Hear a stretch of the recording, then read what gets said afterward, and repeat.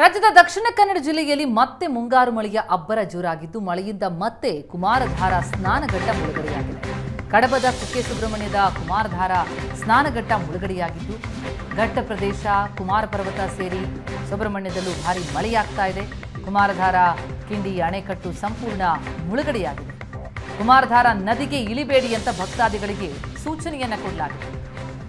ಕುಮಾರಧಾರ ಉಪನದಿ ದರ್ಪಣ ತೀರ್ಥ ತುಂಬಿ ಹರಿತಾ ಇದೆ.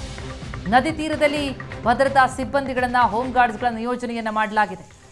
ನಿರಂತರ ಮಳೆಯಿಂದ ಕುಮಾರಧಾರ ತುಂಬಿ ಹರಿತಾ ಇರೋದ್ರಿಂದ ನದಿಗಿಳಿಬೇಡಿ ಎನ್ನುವ ಸೂಚನೆಯನ್ನು ಭಕ್ತಾದಿಗಳಿಗೆ ನೀಡ್ತಾ ಇರುವ ದೃಶ್ಯಗಳನ್ನು ನೋಡ್ತಾ ಇದ್ದೀವಿ. ಕುಮಾರಧಾರದ ಉಪನದಿ ದರ್ಪಣ ತೀರ್ಥ ತುಂಬಿ ಹರಿತಾ ಇದೆ. ನದಿ ತೀರದಲ್ಲಿ ಭದ್ರತಾ ಸಿಬ್ಬಂದಿಗಳನ್ನ ಹೋಮ್ ಗಾರ್ಡ್ಸ್ಗಳನ್ನ ನಿಯೋಜನೆ ಮಾಡಲಾಗಿದೆ.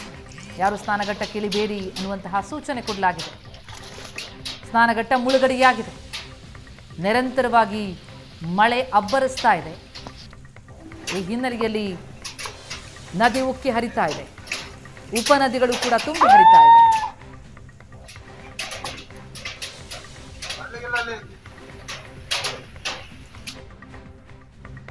ಕೊಡಗು ಜಿಲ್ಲೆಯಲ್ಲಿ ಮಳೆಯ ಅಬ್ಬರ ಮುಂದುವರೆದಿದ್ದು ಭಾರೀ ಗಾಳಿ ಮಳೆಗೆ ಮರಗಳು ಧರೆಗುರುಳಿವೆ.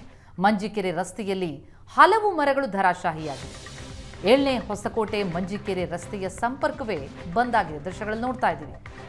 ವಿದ್ಯುತ್ ಕಂಬಗಳು ಕೂಡ ಧರೆಗುರುಳಿವೆ, ಮರಗಳು ಧರೆಗುರುಳಿವೆ. ಸುಂಟಿಕೊಪ್ಪ ರಸ್ತೆಯಲ್ಲೂ ಕೂಡ ಮರಗಳು ಧರಾಶಾಹಿಯಾಗಿದೆ. ಈ ರೀತಿ ಹಲವು ಕಡೆ ಮರ ಬಿದ್ದಿದ್ದರಿಂದ ವಾಹನ ಸಂಚಾರಕ್ಕೆ ಅಡ್ಡಿ. ಬೃಹತ್ ಮರಗಳು ಧರೆಗುರುಳಿದ್ದು ಜನಜೀವನ ಅಸ್ತವ್ಯಸ್ತವಾಗಿದೆ. ಸಂಚಾರಕ್ಕೂ ಸಮಸ್ಯೆ. ಇನ್ನು ಉತ್ತರ ಕನ್ನಡ ಜಿಲ್ಲೆಯ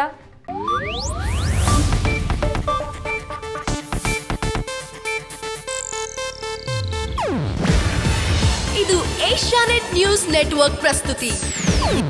ನೀವು ನೋಡ್ತಿದ್ದೀರಾ ಏಷ್ಯಾನೆಟ್ ಸುವರ್ಣ ನ್ಯೂಸ್.